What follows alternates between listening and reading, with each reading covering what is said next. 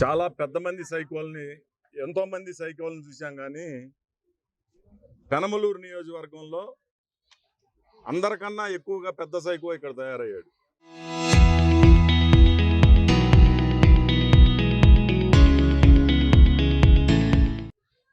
మొదటి నుంచి కూడా రెచ్చగొట్టడం, ఒక శాసనసభ్యుడని కూడా లేకుండా అగౌరవంగా మా మీద దూషించటం, ఉన్నవి లేనివి మాట్లాడి మీడియాలో అతను ఏదో పెద్ద కొండంతో వెలిగిపెట్టినట్టుగా మా మీద బురద జల్లేందుకు ప్రయత్నం చేస్తూ ఉన్నాడు.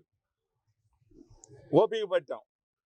కానూరు అభివృద్ధి చేస్తే దాన్ని అడ్డుకోవడానికి పిటిషన్లు పెట్టాడు.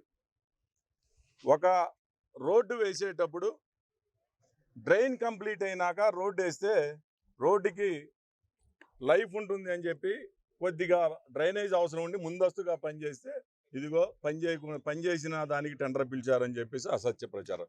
ఈరోజు ఉదయం ఇక్కడ ఎప్పటి నుంచో 82 నుంచి తెలుగుదేశం పార్టీ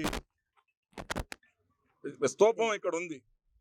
దాని మీద ఇల్లు, చక్రం, నాగలి గుర్తు ఇవన్నీ కూడా ఇక్కడ ఉండేవి. అలాంటిది ఈరోజు ఉదయం ఇక్కడికి వచ్చి దీన్ని ధ్వంసం చేయడమే కాకుండా రెచ్చగొట్టేటట్టు, నేను పగల కొడతాను, ఎవడొచ్చి ఏం బిగుతాడో చూస్తాను అంటే, ఓర్పుకి సహనానికి కూడా ఒక హద్దు ఉంటుంది. ఇప్పుడు మా కార్యకర్తల్ని నేను వెళ్ళి అంతు చూడనంటే రోడ్డు మీద గిడిచి కొడతారు. కానీ నేను ఎక్కడా కూడా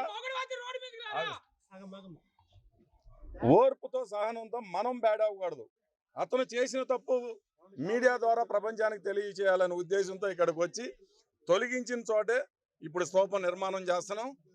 భవిష్యత్తులో కూడా నేను హెచ్చరిస్తా ఉన్నా, ఇలాంటి చర్యలు కనుక మళ్ళీ చేస్తే చాలా సివియర్గా, ఇప్పుడు చాలా సహనంతో ఓర్పుతో కార్యకర్తలందరూ కూడా నేను చెప్పిన మాట వింటున్నారు. పిచ్చి ఆశాలు ఇస్తే మాత్రం గుడ్డలు ఊడదీసి రోడ్డు మీద నిలబెడతారు. అది తొడలోనే ఉంది.